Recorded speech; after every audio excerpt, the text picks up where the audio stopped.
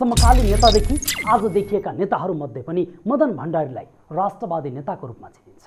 राष्ट्रियताको सम्बन्धमा उहाँले राख्नुभएको अडानका साथै सार्वजनिक रूपमा उहाँले राख्नुभएको मन्तव्य र अघि सार्नुभएको विचारले मदन भण्डारी राष्ट्रवादी नेता हुनुहुन्थ्यो भन्न सकिन्छ।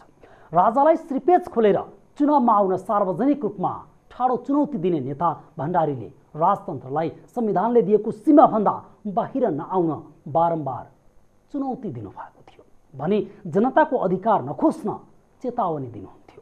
विदेशीहरूको हेपाहा प्रवृत्ति, साम्राज्यवाद तथा प्रभुत्ववादको विरुद्ध भण्डारी निरन्तर सङ्घर्षमा हुनुहुन्थ्यो। तत्कालीन कांग्रेस सरकारले गरेको टनकपुर सन्धि होस् अथवा कोशी र गण्डकको किन नहोस्, उहाँले खुलेर विरोध गर्नुभएको थियो। संसदबाट उहाँले राष्ट्रियताको पक्षमा धारा प्रवाह बोलेर राष्ट्रियताको पक्षमा जनलहर सिर्जना गर्नुभएको थियो।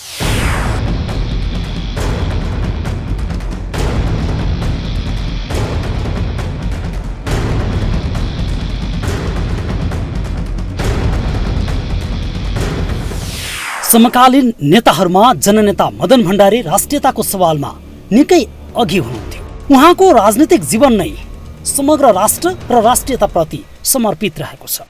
मदन भण्डारीको अगुवाईमा प्रतिपादित जनताको बहुदलीय जनवादले राष्ट्रियताको सवालमा धेरै कुराहरू उठाएको छ। यसबाट पनि मदन भण्डारीको राष्ट्रियताप्रतिको धारणालाई बुझ्न सकिन्छ।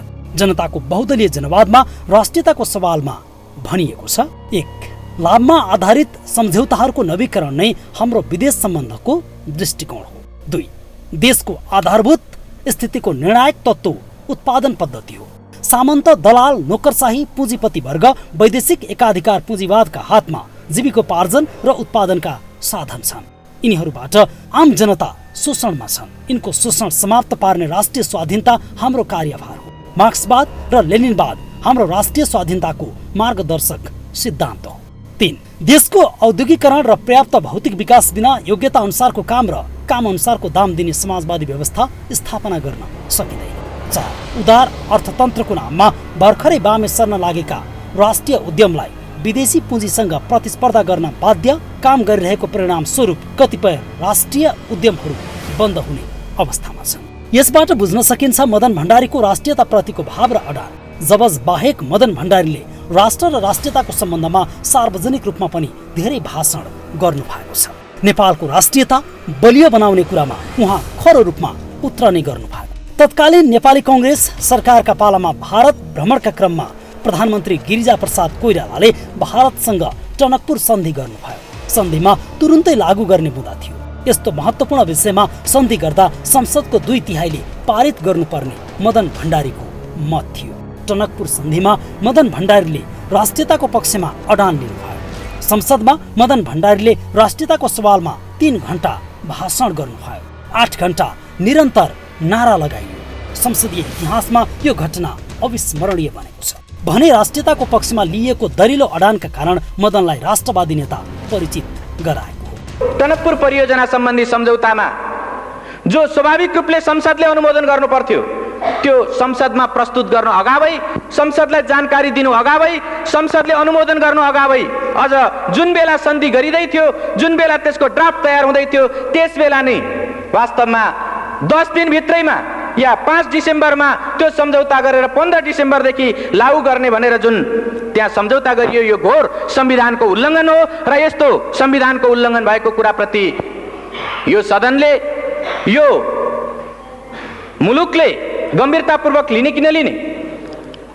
आदरणीय सभामुख महोदय, हामी यो कुरालाई अत्यन्त गम्भीरताका साथ लिनुपर्छ भन्ने ठान्छौँ। मदन भण्डारीले 2047 सालको संविधानमा 27 मुद्दे असहमति राख्नु भएको थियो। उक्त असहमति पनि राष्ट्र राष्ट्रियताको पक्षमा थियो भनेर आफै पनि व्याख्या विश्लेषण हुने गरेको छ।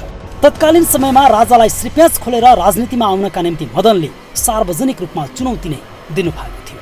राजालाई मासिक 4 लाख तलब दिन तयार भएको तर प्रजातान्त्रिक अधिकारमा गिद्धे दृष्टि राख्नु भएन, प्रगतिशील उत्पादन समूहलाई कायम राख्नुपर्ने लगायतका उहाँको चर्चित मन्तव्यहरूले राष्ट्रवादी नेताको छवि बनाइदियो। सामन्तवाद, दलाल, नोकरशाही, पुँजीवाद र साम्राज्यवादको विरुद्ध सधैँ लड्ने उहाँको दृढ इच्छा शक्ति।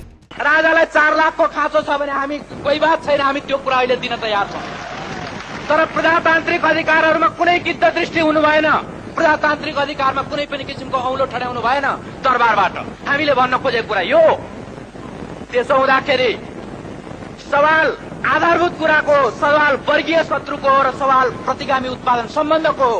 त्यो प्रतिगामी उत्पादन सम्बन्धलाई तोड्नुपर्छ र प्रगतिशील उत्पादन सम्बन्धलाई कायम गर्नुपर्छ।